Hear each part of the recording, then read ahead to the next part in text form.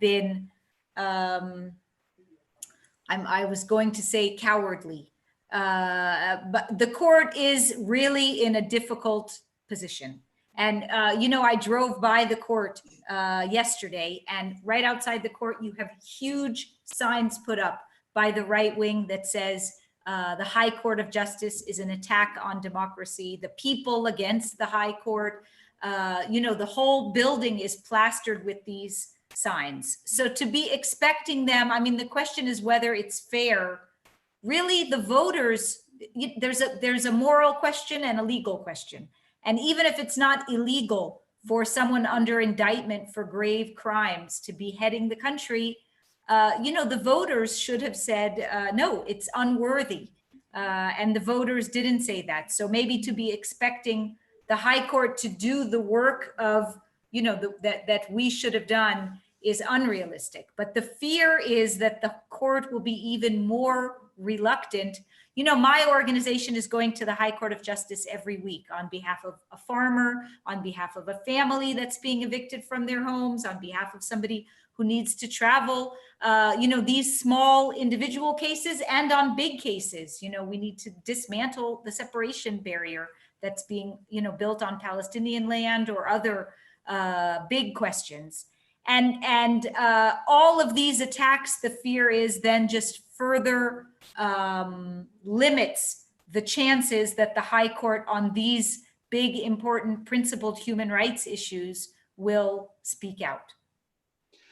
Yeah, and I think to be fair, and I'm sure, Jessica, you would bear this out, that the court, for balance sake, their court there are many occasions in which it has ruled in favor of fundamental rights. It's often shied away from, I think, the big major rulings, but it has done some good. And actually, even recently, its decision in relation to the rather extraordinary decision in relation to the speaker in Israel, it is willing to intervene at times quite actively. And so we need to be balanced about the court. And even when it comes to Palestinian human rights, in fact, Hamuked is winning a majority of its cases, whether it's the High Court or the District Court. Again, when you bring an individual human being whose rights have been violated and is suffering, in the majority of cases, we're winning those cases. To expect the court to end the Israeli occupation maybe is not realistic. When you go to the court on the illegality of settlements, the fact that you have two legal systems in the West Bank, and that should be illegal, that two different populations side by side have different rights, the courts have not been willing to intervene on those big questions. Okay, and before I open, we have a number of questions already coming through. So I'm going to go to them, but just before we go to them, I wanted to ask you, Jessica, given that annexation is illegal rather clearly under international law, what would the legal consequences be for Israel? And also, given that there's a very interesting case at the moment, possibly coming before the International Criminal Court, would there be potential criminal consequences for Israeli leaders of the Knesset who vote for it? Yes. So as I said in the beginning, you don't have a police force that can enforce international law. You don't have courts that have jurisdiction over every violation of international law. So the implications would have to be primarily in the political and diplomatic realm. What is the response of the European Union? What are the implications for all of the benefits, all of the different treaties and forms of cooperation and investment and that we enjoy from Europe? Would any of those be put at risk? In the legal field, the only legal organ that could possibly respond to the illegality of occupation, of annexation, as you said, is the International Criminal Court, which now is considering whether it has jurisdiction, has taken one step forward toward opening an investigation into crimes committed in the Palestinian territories, crimes by Israelis and by Palestinians as well. The crime of apartheid is part of the statute of the International Criminal Court. Would that also come up? Would the prosecutor also open an investigation into annexation? It's possible. Yeah, and actually there's a crime of aggression actually in the Rome Statute, which actually explicitly mentions the annexation of territory of another state. And one of the interesting questions is whether Palestine would be regarded as a state for purposes of international law. So let me go to some of the questions that we have received. If anyone wants to actually speak, we can unmute you to ask your question, but you will need to type your name into the actual chat, and you can send that to Neville or to everyone. The first question I've got here from Jenny is a question saying how this is being presented in Israel. And really, the comment of my relations in Israel is, this is the Oslo Accords, right? So this is what Israelis are being fed, she says, and somehow believe. So I've also seen that as a response. Well, actually, this is a realization of the two-state solution. We're just annexing things that we will in anyhow take over in any agreement. What is your response, Don, to that? Well, I'll jump in until Don gets unmuted. Muted, sure. I mean, I think the big distinction is unilateral versus mutually agreed upon changes to territory. So, you know, the Oslo Accord, that is a treaty signed by the PLO and Israel to agree on land swaps is one thing. For Israel to go ahead and annex territory when, you know, there's no negotiations. Certainly the whole Jordan Valley or the Trump plan, there was no agreed upon framework. I mean, the Oslo map has, you know, does not envision that those huge territories being annexed to Israel. But I think the main objection is the unilateral annexation. Right. And Don, would you like to come in on that as well? Yeah. How this is being presented in Israel? I mean, I wanted to follow up on what you said earlier. You said it was being presented as they could use security as a basis. Why would it enhance Israeli security? To me, it'll enhance security for the reason that was mentioned before, that if you annex the Jordan Valley, you separate the West Bank from Jordan. You separate, so you weaken the ability to form an alliance to come into Israel's narrow waist, right where we live in Kfar Saba, where, you know, we are 15 kilometers from the sea, but we are 1 kilometer from the West Bank. So it's, you know, I think if that, I haven't heard people talking in terms of the Oslo Accords. I would look at it differently. The right wing has led a very effective campaign over the last decade and a half. All of these things picked up a lot of steam after the withdrawal from Gaza, to erase the Green Line, to make most Israelis forget that the Green Line existed and not relate to Israel and the West Bank as two separate areas. And I think that's been effective. So when you talk about annexing some of the territories, and again, if it's a very small annexation, that's much more reversible than a much larger annexation. But most people think, well, it's just formalizing what is the actual reality. You know, if it's not, you know, de facto, it's de jure. That is how the world operates. And the Palestinians know who is in control of those territories right now. So we're just going to make it official. And most Israelis are not very concerned with how the international community sees any of these issues, whether it's the European Union or the International Criminal Court, or certainly the United Nations, because all of those entities have been demonized as anti-Israel, extremely biased, and anti-Semitic. So as soon as you start bringing in criticism from any of those sources, they're rejected almost out of hand by the majority of Israelis. In the past, there was a mediating influence coming from the Israeli leadership, and of course, coming from pressure from the United States and the American administration. And Israel did not like being included in countries that were being criticized in annual rights reports issued by the US administration. But we have a very different reality right now. So the dynamics have completely changed. Okay, thank you very much.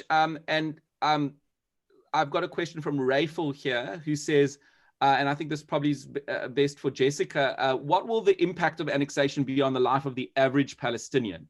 In what ways will it be different from now?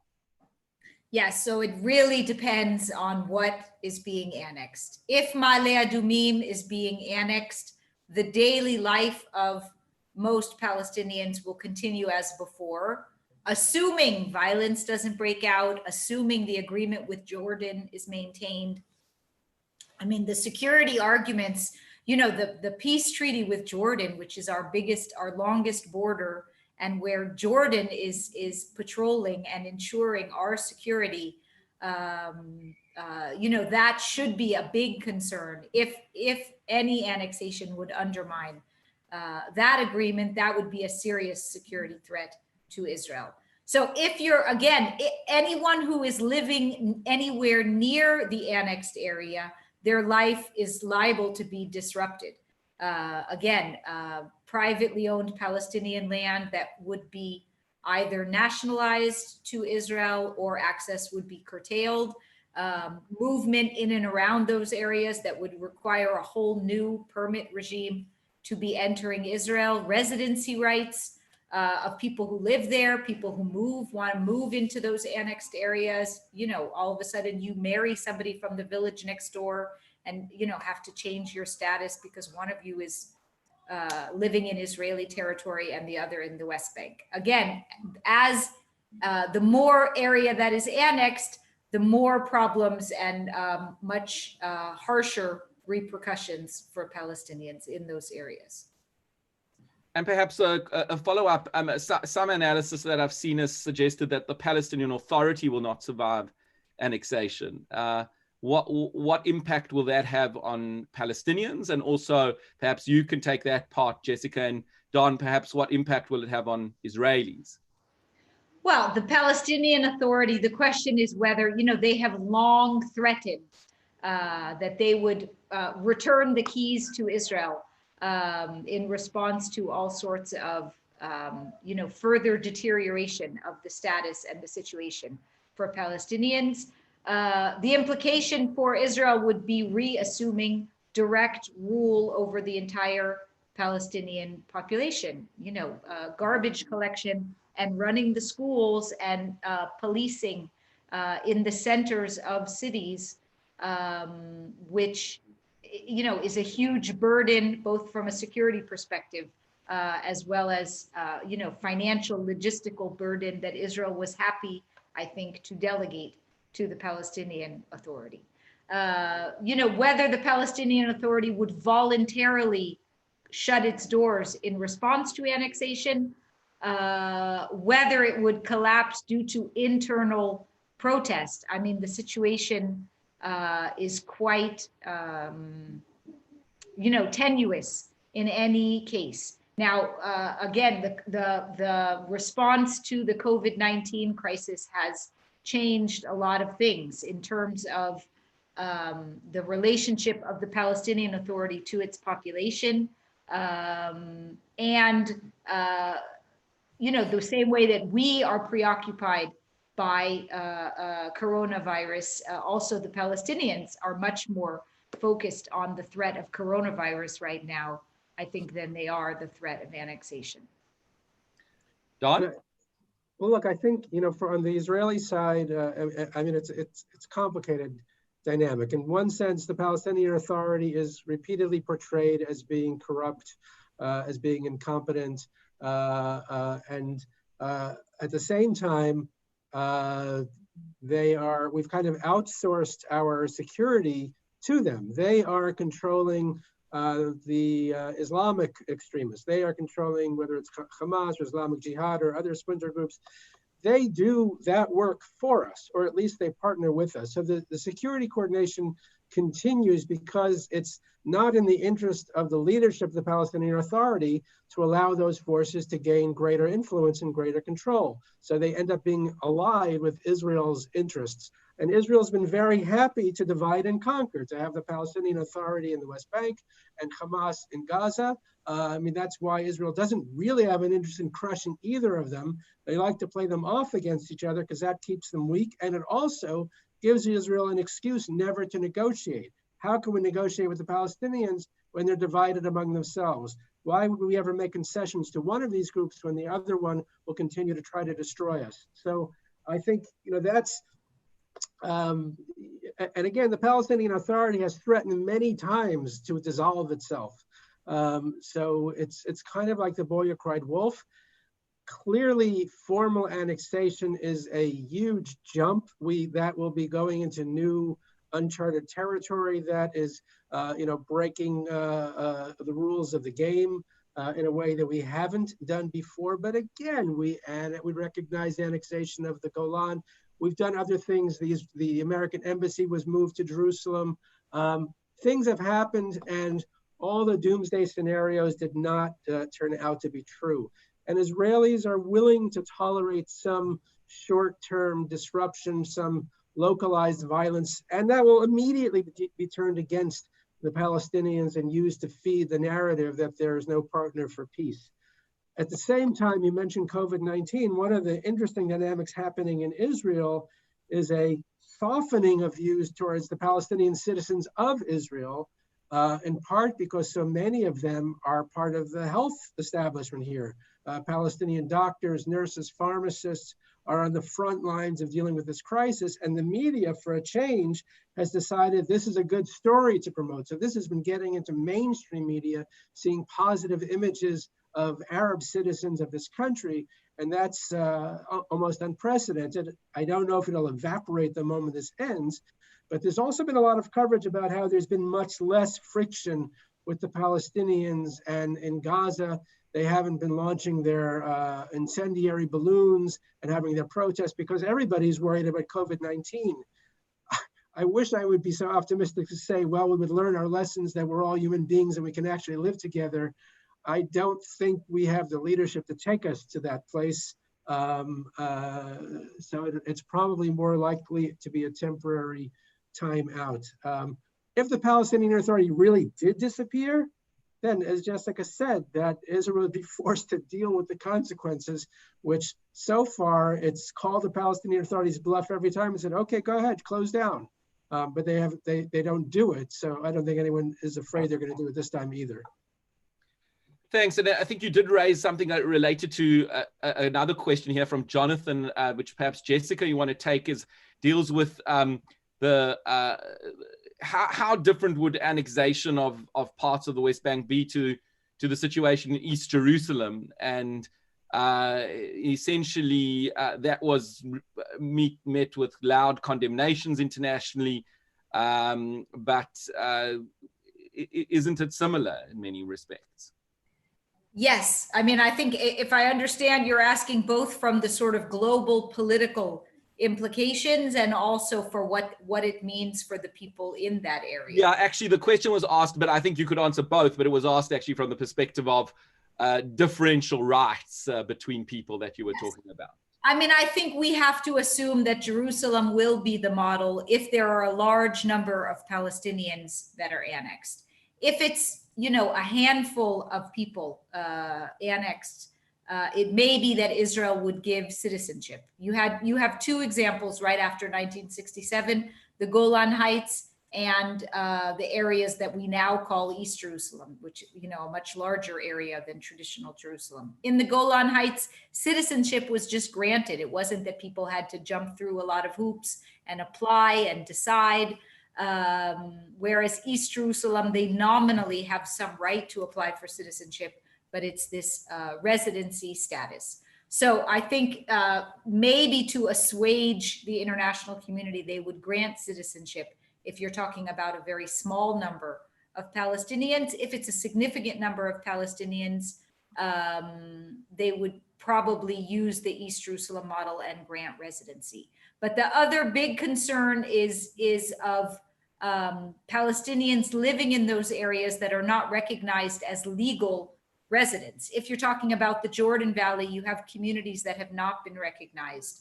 And then the Jordan Valley could be annexed, and those people could be viewed as being illegally present inside Israel. And then you would have forced population transfers outside of the annexed area. Okay, thanks very much. Now I'm going to ask, I want to show that the group that this is possible. So Oscar has asked to speak and to ask a question. Oscar, please, we ask you to keep your question to a question and not a long statement so that we can take the other questions that have been asked. I'm asking Neville now to unmute you. Hi, thank you. I just wanted to ask, I feel like it's quite important to understanding the larger framework in the discussion about Benny Gantz and Netanyahu forming an emergency government.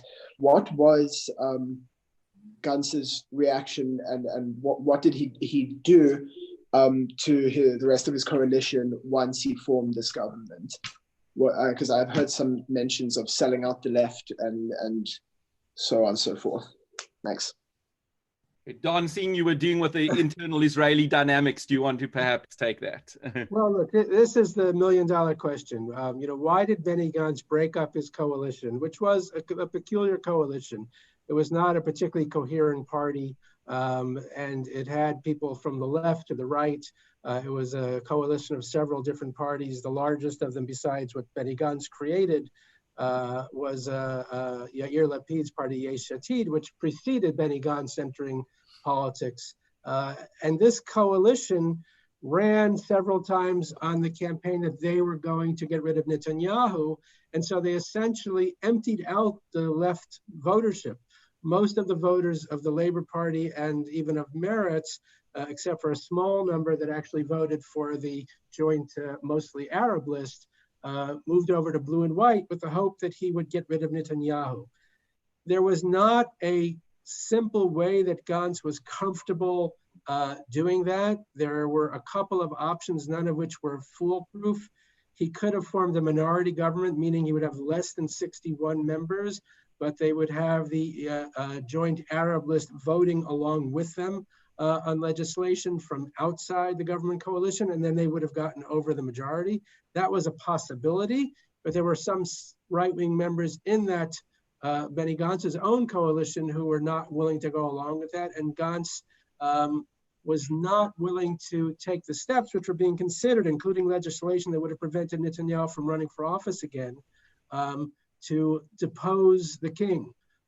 Remember, Benny Gantz was Netanyahu's chief of staff for years. He was the chief of the military staff, and he served under Netanyahu. And he personally, I think, was never committed to seeing Netanyahu go to jail or eliminating Netanyahu from Israeli political life. That was never what was driving him.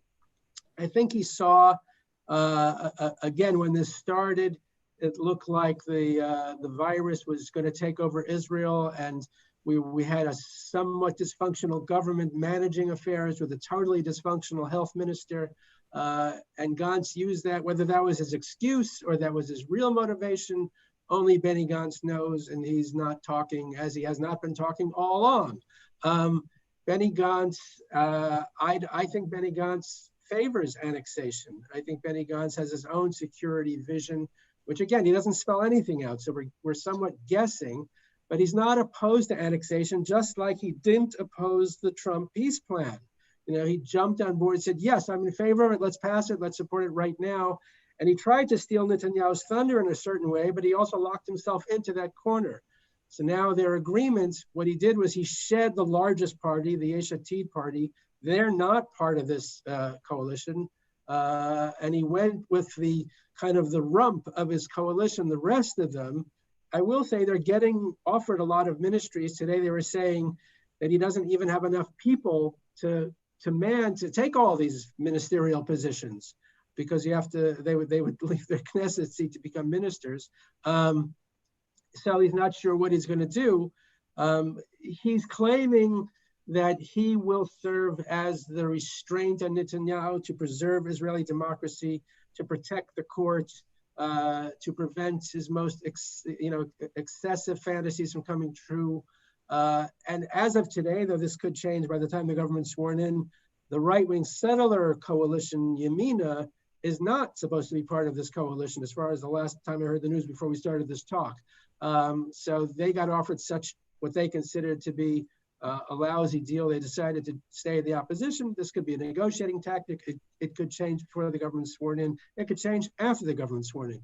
But Benny Gantz, I don't know that he is going to fall on his sword over the issue of annexation. He might ameliorate it. He might say, okay, let's do it more gradually. Let's actually follow the Trump plan and start a process of negotiating towards a Palestinian state. Let's actually get support in the United Nations, in the UN, from Arab countries. And again, I think support for the Palestinian cause is at an all-time low in the Arab world at the moment. So they don't have a lot of allies. You know, if he's going to live up to his conditions, that even the Palestinians would agree to this, I don't see it would ever happen. But I think that will just be shunted aside. Okay, and then Don, this is probably also you might want to come in, but Jessica, you might want to also engage a little bit with the Israeli political reality. Neville, our host, has asked, put together with the nation state bill, which seems to have fallen off the agenda, where does that leave the left in Israel? Is it still viable? Has the battle for the political heart of Israel been lost? I know you've worked in many organizations. You work more in human rights organizations, but so if you don't want to take this question, then obviously feel free not to, but would you like to comment on it? Well, just to say the left is really in disarray. To think that aside from the joint list, the Meretz party ran together with Labor and Orly Levy. Labor and Orly Levy have now joined the Likud. So to think of voters who voted for Meretz, which is the, you know, the bulwark of civil and human rights and tolerance and liberalism, their votes, in fact, are putting Netanyahu for another term as prime minister. It's a, you know, very demoralizing situation, not to mention, as Don said, all of the voters who got blue-white, you know, to the position that it is in, and those, you know, votes also now going to support Netanyahu as prime minister. So, I mean, I think let's say the Labor Party is finished. It is hard to think of a future for the Labor Party anymore. I mean, incredible to think the party that founded the state of Israel, the dominant party for decades, that would not be a part of the political system. But as Don said, and I'm eager to hear his silver lining, I mean, I think in some ways it is healthy to leave that behind, to, you know, to think about forming new strategies. The idea that the joint list is somehow beyond the realm of possible political partnership, that has to be, I mean, the only way that the left has a future in Israel is if you think about Jewish and Arab citizens with equal, I mean, it's not only about equal economic rights, that they, you know, Arabs can be pharmacists and doctors, also equal political rights, not only to vote and to be elected and to hold public office. I mean, for Israel to be a democracy, it has to be obvious that Jews and Arabs can vote for parties, run in parties, hold political office. So, you know, hopefully from this ruins of the left, that sort of taboo on Arab political participation can be broken down. And then that would be the basis for forming, hopefully, a stronger left in the future. No, I agree. I think that taboo, the discourse has entirely changed, and it changed in the course of the elections and in the attempts to form a government coalition. Yair Lapid was on TV today to try to, he was there to attack the government that's about to be formed. But one of the things he said was, it's time we get past this idea that the Arabs can't be part of the coalition. They're 20% of the population. This is a guy who spent the last 4 years cozying up to the right and to the religious camp to try to get rid of the tag that he had before, that he was anti-Jewish, that he was anti-religious, and he was, you know, out there with quite strong anti-Arab rhetoric, and even he's changed his tune. I will say that the fact that for a while, for a couple of days, we all thought maybe there's going to be a minority government, that even if they don't bring the joint list into the coalition, it'll be dependent on the joint list, and that will be done openly. And that all factions in the joint list all agreed to tell the president of Israel that they recommended that Benny Gantz form the government. Now that's also unprecedented, because in the past, at least some of those factions have said, we're not going to give legitimacy to the Zionist entity called Israel by participating in this process. And even Balad, which is the most separatist of all those groups, and the Islamic movement that's in that coalition, they all went to the president of Israel and made a recommendation participating in Israel's democratic process. So again, a lot of unprecedented things just happened. Now, to go back to the silver lining, I'll just add one more point, and I'll give a bigger, broader silver lining. One more point is that this idea that Arabs and Jews could actually work politically together, which, by the way, drove Meritz's campaign in one of the earlier elections, although they changed it in the last election. That was also something that, like I said at the beginning, there's a group trying to put annexation on the table for the last 5 years. There's groups on the left that have been trying to put that on the table for the last couple of years, and they had some success. And they actually helped get the Arab vote out in increasing numbers over our 3 elections. So a lot of little dynamics are happening kind of under the radar, which could pay off. I agree with you completely. The historic mission of the Labor Party is finished.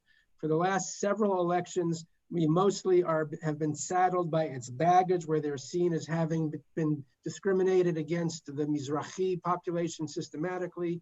And the message that they adopted 25 years ago of peace and the Oslo Peace Plan has not been effective for the last decade, if not more. And they did not manage to come up with a different, more compelling vision for the way to lead Israel. So what they ended up doing, which Blue and White also did, was present themselves as a watered down version of the Likud.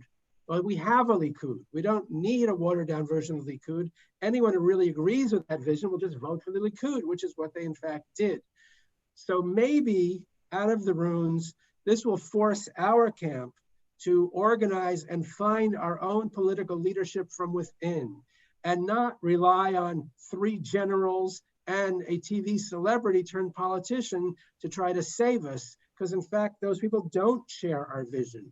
They overlap with parts of it, but they certainly don't have our priorities. So I think this is I wouldn't say a wake-up call. We've been trying to wake up for a long time already, but this is one more reason to abandon the tactics that we've been using for the last several elections, which just haven't worked. And it means building from the ground up, building a political infrastructure, building political mechanisms to develop young leadership, to funnel people into positions of power, to start influencing policy and orientations on all different levels in Israeli society, which is very much what the right wing has been doing for the last 20 years. Thanks, Don. So we're going to, just for everyone on, we're going to go on only for about another 10 minutes. I just want to ask, in our moving towards, I've got 2 more questions here from Janet. Interesting question about whether strategically, is there any chance that the threat of annexation would bring Palestinians into negotiations with Israel? Or is it likely to have the opposite effect? I don't know who wants to take that. There's no interest on the Israeli side to be negotiating. I mean, it's not that Israel is sitting at the table extending its hand to the Palestinians and the Palestinians are refusing to negotiate. So, I mean, you have an absurd situation that any negotiations that have taken place, it's the Israeli government negotiating with the US administration, right? Those are the negotiations around the maps, around annexation, around this plan. I think it is, I mean, there is a question about the response of the Palestinian leadership, whether it would be a wake-up call, although, the Palestinian leadership is really in disarray, even before the coronavirus crisis, with Abu Mazen, who has not stood for elections in well over a decade, well into his 80s, no clear sense of who is supposed to follow him. It is hard to see what sort of strategic leadership the Palestinian Authority would develop to respond to annexation. And I want to point out the leaders in the settler community are not completely thrilled with this process, because the Trump plan calls for the establishment of a Palestinian state.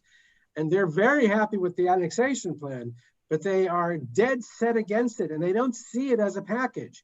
And all the messages that come, certainly from the American ambassador, David Friedman, who sounds more like he's the Israeli ambassador, are saying, okay, don't worry about that. You can drag those negotiations out for years and they're never going to meet the conditions anyway. So go ahead and annex, and you can annex tomorrow and we'll recognize it the next day. Look, if there was a bold Palestinian leadership that would say, okay, let's just shock the world and accept this. Let's adopt the Trump plan. Let's jump into it, because we're losing ground, where our situation is getting progressively worse. And whether you like Netanyahu or hate him, his strategies and all kinds of things that are out of everybody's control that just have happened, from the Arab Spring to the coronavirus, that people didn't anticipate. It's all working against the interests of a Palestinian state right now. So except for support in parts of Europe, and as you mentioned, the House of Lords in the UK today started talking about sanctions. The EU is kind of polling its members to see where they stand. We've already mentioned that they're actually divided. They could shock us, but I don't think either of us expect that's going to happen, because there isn't the leadership that would take that chance. And it's easier just to toe the line and just say we're against this and we're just going to suffer. And now we're suffering more than we were before. So it comes perhaps a concluding thought. Given we're having a seminar and panel with South Africans who are concerned and who care about Israel's future and who care about Palestinians and their future, what do you think we can do from outside Israel?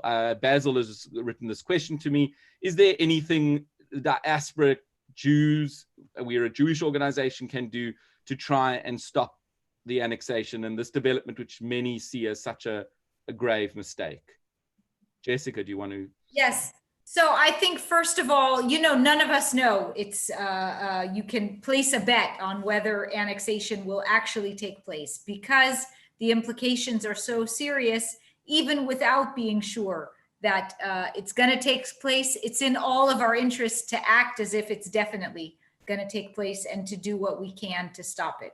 And I think the first job of diaspora communities is this understanding within our own communities that Israel's best interest and the best interest of Jews is not annexation of any part of the West Bank. I mean, to bring all of the Jewish communities around the world to be clear that it is in Israel's best interest and in the best interest of Jews to be working toward some negotiated settlement with the Palestinians. I mean, for security reasons and for moral and legal reasons and for many other reasons in terms of the relationship between Jewish communities and Israel. So I think that education is really important.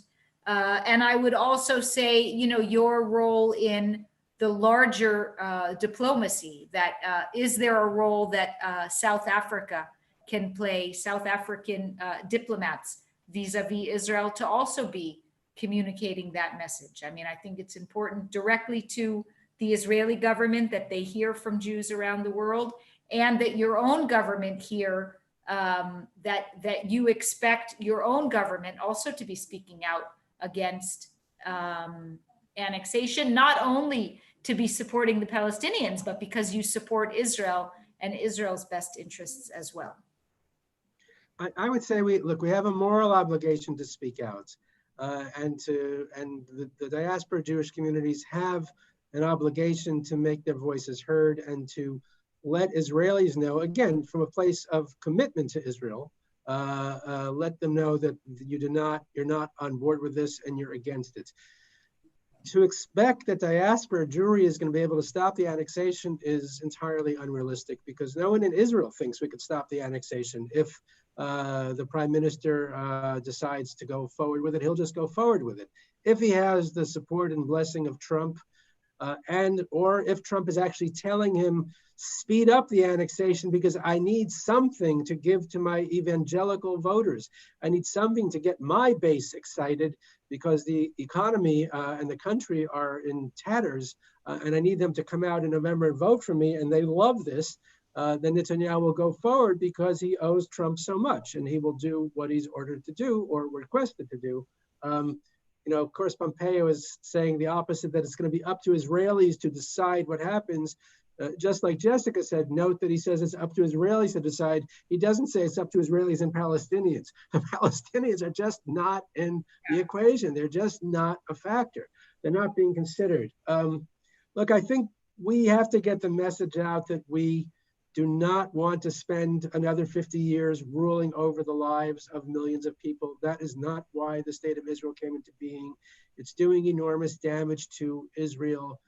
But recognize that that message has not proved effective inside Israel to rally voters to act politically. And so we're going to need on our front a different way to articulate the message. And we have to beware, because any criticism from Israel that comes from the outside, and certainly if it comes from the South African government, feeds the right-wing propaganda machine.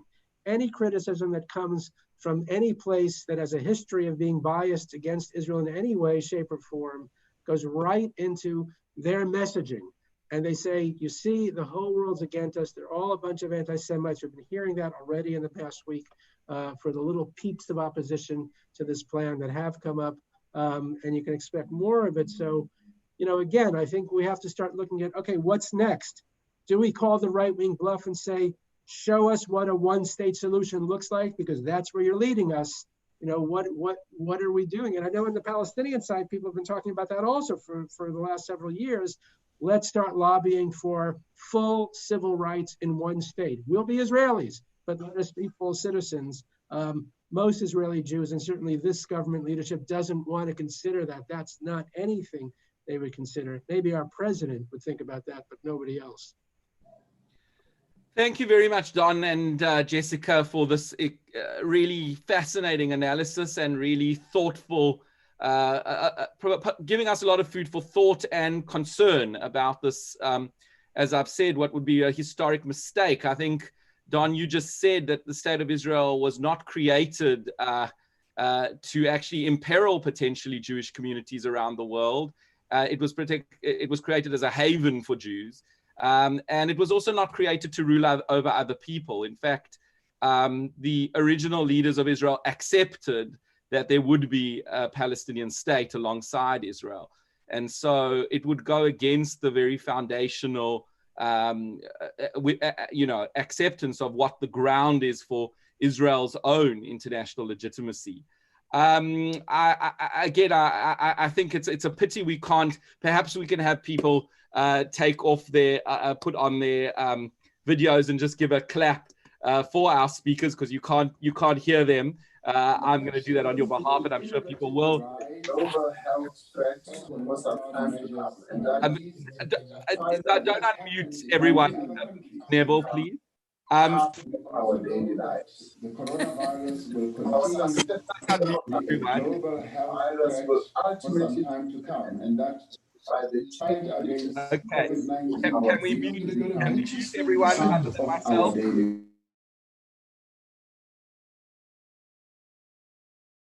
And I just want to say it's quite clear that annexation will have serious detrimental consequences for Israel morally, legally, and politically. JDI wants to thank you for your participation and encourages you to be actively involved in opposing annexation. We are considering further seminars as well as steps to convey our opposition both within the Jewish community and without. If you have any suggestions or want to be part of a campaign, please email us on jdrmovement@gmail.com. There are also international campaigns on this. I'm part of groupings, and others are also that are seriously involved in trying to stop this from happening. And of course, we want to move to a more positive situation where we're actually trying to bring about peace between Israelis and Palestinians rather than fighting a seriously detrimental move. Also, I've got a message here that if you have comments or questions that we didn't have time to get, I'm sure we can forward it to our presenters and they very happily answer them. So once again, thank you to everybody for taking part. I hope you all stay healthy, well, and let's together move forward towards a better future for both Israelis and Palestinians. Take care.